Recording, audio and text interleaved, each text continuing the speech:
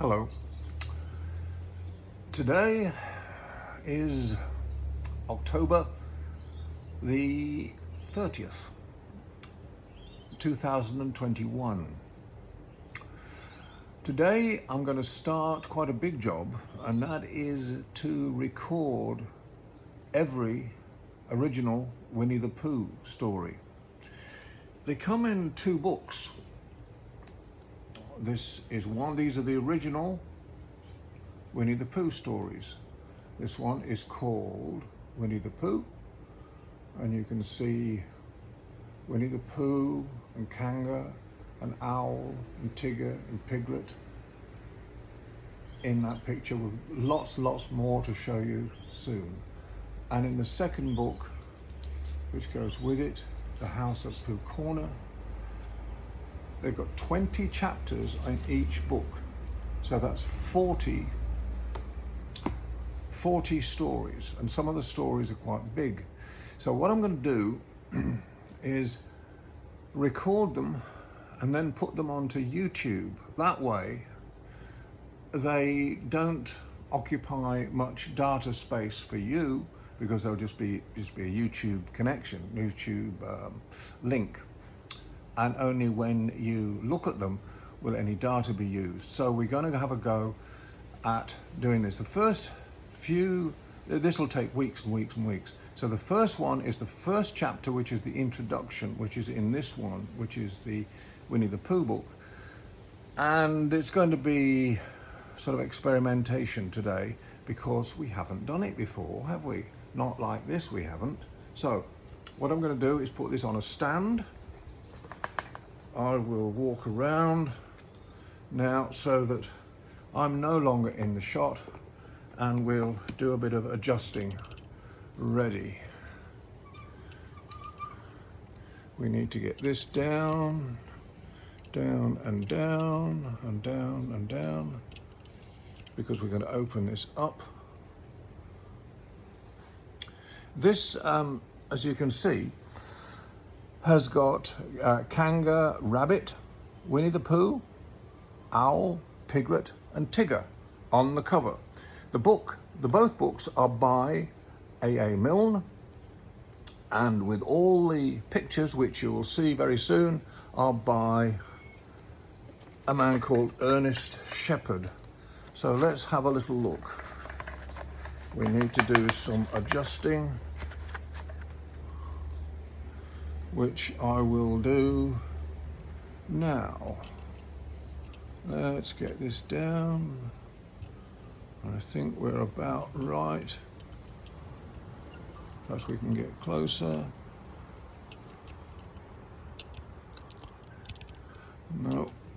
No, up we go.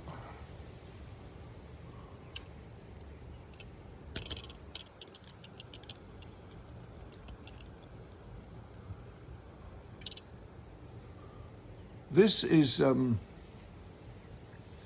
Acre Wood, where everybody lives, and you can see Pooh's house there, Piglet's house over here.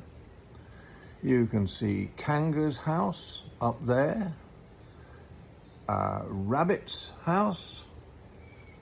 Now Christopher Robin, we'll be introduced to Christopher Robin very shortly. Christopher Robin's house here, Owl's house here, and over here is Eeyore's gloomy place. That's where Eeyore lives. Let's take a look now at the pages as they unfold.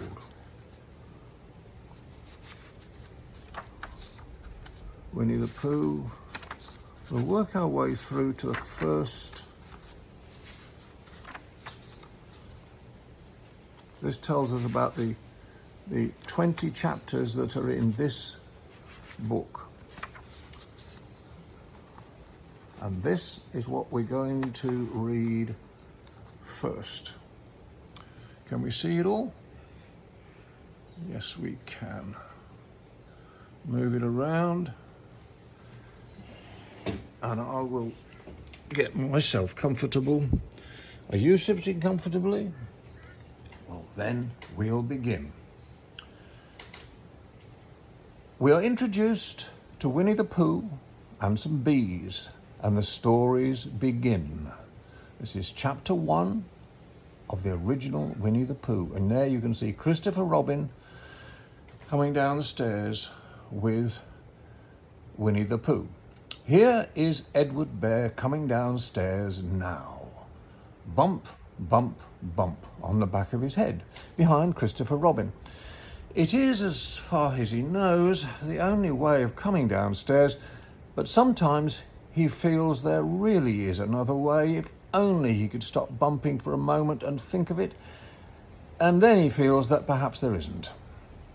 Anyhow, here he is at the bottom and ready to be introduced to you, Winnie the Pooh. Now, when I first heard his name, I said, just as you're going to say, but I thought he was a boy. So did I, said Christopher Robin. Then you can't call him Winnie.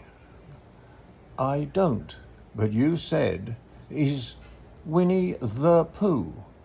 Don't you know what the means?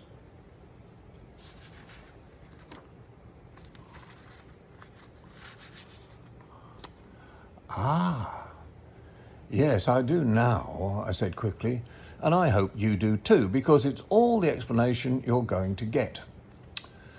Sometimes Winnie the Pooh likes a game of some sort when he comes downstairs, and sometimes he likes to sit quietly in front of the fire and listen to a story. Now, this evening, what about a story? Said Christopher Robin. What about a story? I said. Could you very sweetly tell Winnie the Pooh one?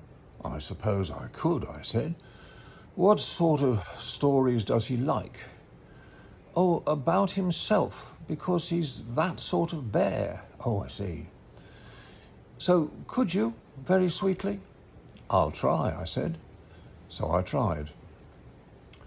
Once upon a time, a very long time ago now, about last Friday, Winnie the Pooh lived in a forest all by himself under the name of Sanders. What does under the name mean? Asked Christopher Robin. It means he had the name over the door in gold letters and lived under it. Winnie the Pooh wasn't quite sure, said Christopher Robin. Now I am, said a growly voice. Then I'll go on, said I. One day, when he was out walking, he came to an open place in the middle of the forest, and in the middle of this place there was a large oak tree, and from the top of the tree there came a loud buzzing noise. Winnie the Pooh sat down at the foot of the tree, put his head between his paws, and began to think.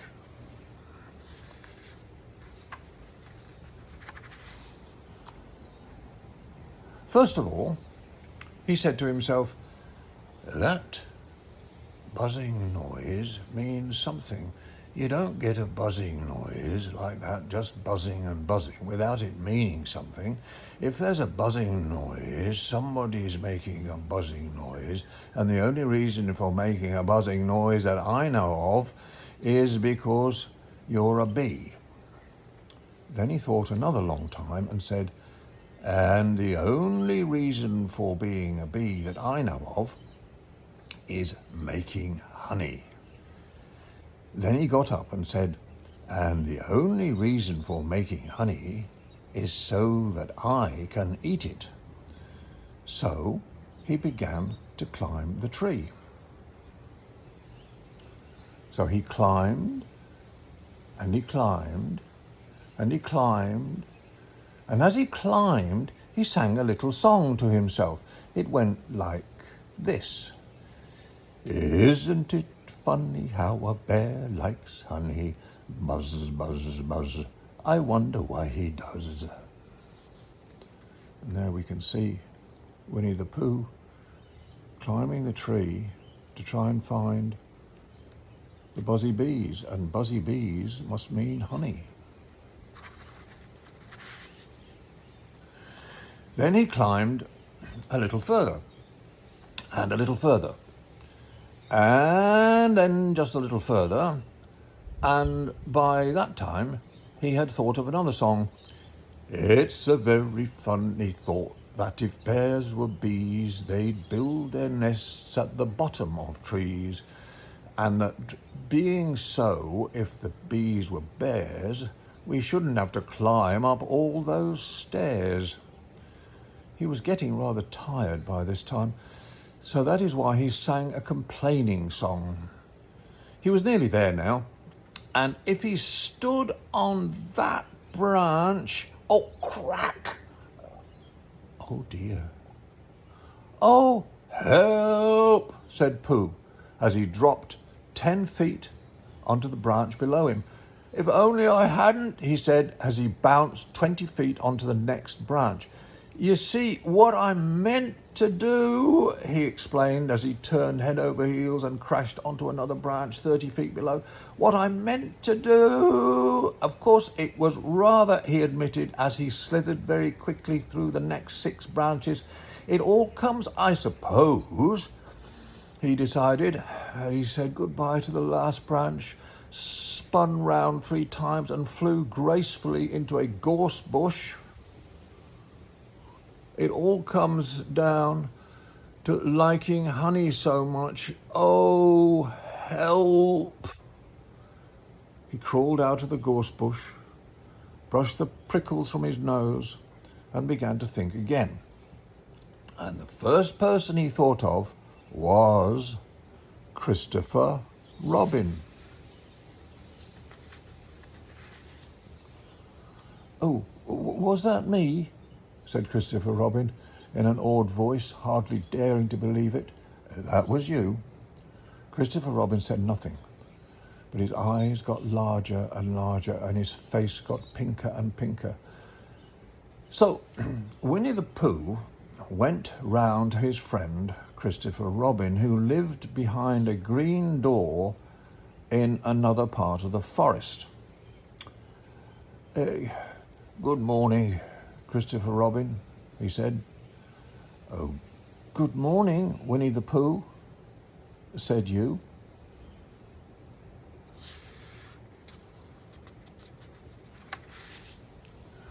I wonder if you've got such a thing as a balloon about you. A balloon? Yes. I said to myself coming along, I wonder if Christopher Robin has such a thing as a balloon about him. I just said it to myself, thinking of balloons and wondering. Oh, what do you want a balloon for? You said.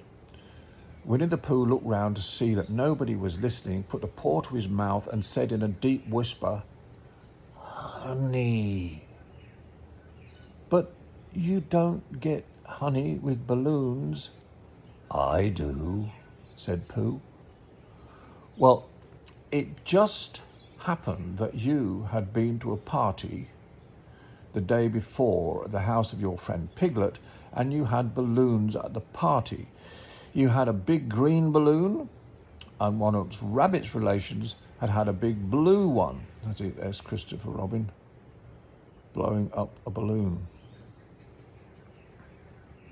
And he'd left it behind, being really too young to go to a party at all. That was a relation of Rabbit. And so you had brought the green one and the blue one home with you. Which one would you like? You asked Pooh. He put his head between his paws. He thought very carefully. It's like this, he said. When you go after honey with a balloon, the great thing is not to let the bees know you're coming.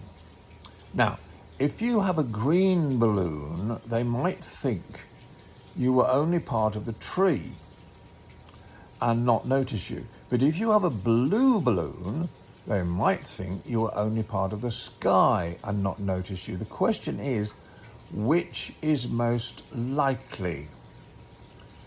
Wouldn't they notice you underneath the balloon? You asked. They might, or they might not, said Winnie the Pooh. You never can tell with bees. He thought for a moment and said, I shall try to look like a small black cloud. That will deceive them. Then you'd better have the blue balloon, you said. And so it was decided. I wonder what Winnie the Pooh is doing there. I think he's trying to get black because he wants to be not seen. Well, you both went out with the blue balloon and you took your gun with you just in case, as you always did. And Winnie the Pooh went to a very muddy place that he knew of and rolled until he was black all over. And then when the balloon was blown up as big, you and Pooh were both holding on to the string. You let go suddenly and Pooh Bear floated gracefully up into the sky and stayed there, level with the top of the tree and about 20 feet away from it. Hooray! You shouted. Isn't that fine? Shouted Winnie the Pooh down to you. Well, what do I look like? You look like a bear holding onto a balloon, you said. Not, said Pooh anxiously, not like a small black cloud in the sky. Not very much. Oh, well, perhaps from up here it looks different. And as I say, you never can tell with bees. There was no wind to blow him nearer to the tree, so there he stayed. He could see the honey, and he could smell the honey, but he couldn't quite reach the honey. After a little while, he called down to you. Christopher Robin, he said in a loud whisper. Hello? I think the bees suspect something. What sort of something? I don't know, but something tells me they're suspicious. Perhaps you think that they are after their honey. Oh, it may be that, said Pooh. You never can tell with bees. There was another little silence, and then he called down to you again.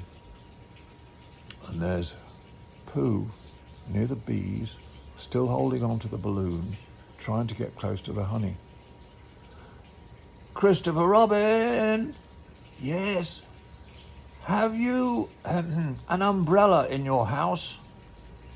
I think so.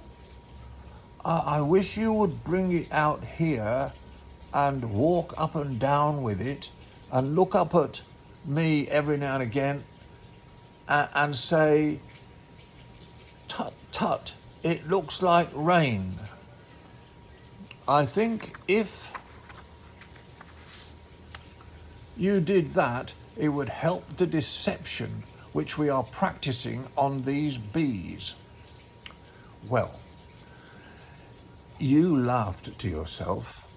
Oh, silly old bear. But you didn't say it out loud because you were too fond of him, and you went home for your umbrella. Oh, there you are, called down Winnie the Pooh as soon as you got back to the tree. I was beginning to get anxious. I have discovered that bees are definitely suspicious.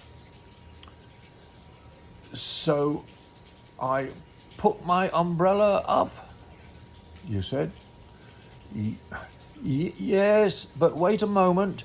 We must be practical. The important bee to deceive is the queen bee. Can you see which is the queen bee from down there? No. A pity. Well now, if you walk up and down with your umbrella saying, "Tut, tut, it looks like rain." There's Christopher Robin walking up and down with an umbrella saying, "Tut, tut, it looks like rain." And Winnie the Pooh still trying to get near the honey because there's the bees. I shall do what I can by singing a little cloud song. Such a cloud song might sing, as a cloud might sing, go. So while you walked up and down and wondered if it would rain, Winnie the Pooh sang this song. How sweet to be a cloud floating in the blue. Every little cloud always sings aloud. How sweet to be a cloud floating in the blue. It makes him very proud to be a little cloud. The bees were still buzzing as suspiciously as ever. Some of them indeed left their nest and flew all round the cloud as it began the second verse of this song. And one bee sat down on the nose of the cloud for a moment and then got up again. Christopher, ow, Robin, called out the cloud. Yes, I have just been thinking, and I have come to a very important decision. These are the wrong sort of bees. Are they? Said Christopher Robin. Quite the wrong sort. So I should think they would make the wrong sort of honey, shouldn't you? Would they? Yes. So I think I'll come down. How? Asked you. Winnie the Pooh hadn't thought about this. If he let go of the string, he would fall, like bump. And he didn't like the idea of that. So he thought for a long time, and then he said, Christopher Robin, you must shoot the balloon with your gun. Have you got your gun? Of course I have, you said. But if I do that, it will spoil the balloon, you said. But if you don't, said Pooh, I shall have to let go, and that would spoil me. There's some bees up there, one bee over here. When you put it like that, you saw how it was, and you aimed very carefully at the balloon and fired. Ow! Said Pooh. Oh, did I miss? You asked. Well, you didn't exactly miss, said Pooh, but you missed the balloon. Oh, I'm very sorry, you said, and you fired again. There's Christopher Robin with his little gun with a cork in the end.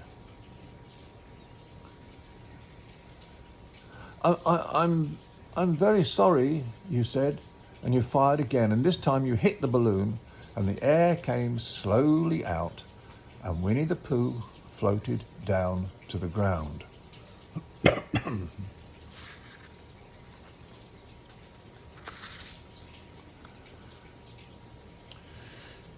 But his arms were so stiff from holding on to the string of the balloon all that time that they stayed up straight in the air. Well, let's go back and have a little look at that.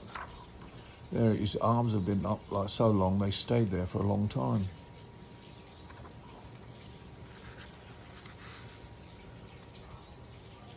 They stayed up in the air for more than a week. And whenever a fly came and settled on his nose, he had to blow it off. And I think, but I'm not sure, that is why he was always called Pooh. Pooh. It's a blowing noise, isn't it? Is that the end of the story? Asked Christopher Robin.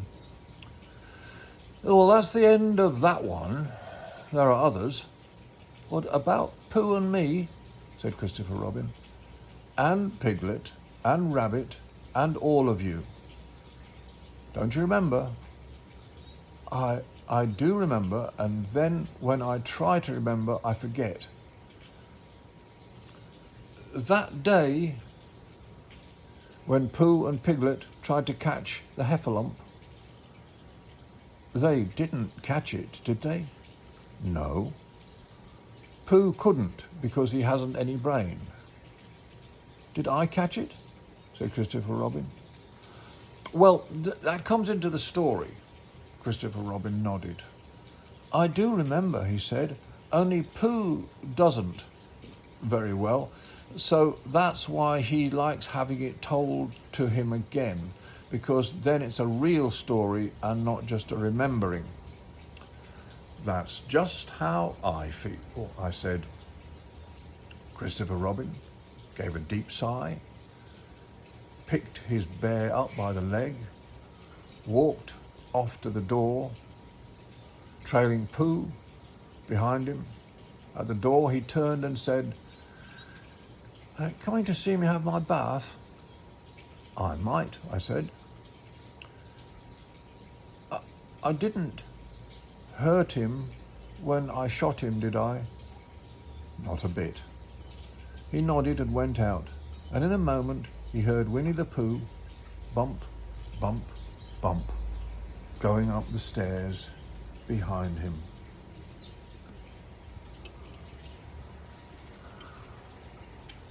And that is the end of that story. That was chapter 1, and there's 40 of them where all of the other people get involved, from Rabbit to Piglet to Tigger to Eeyore.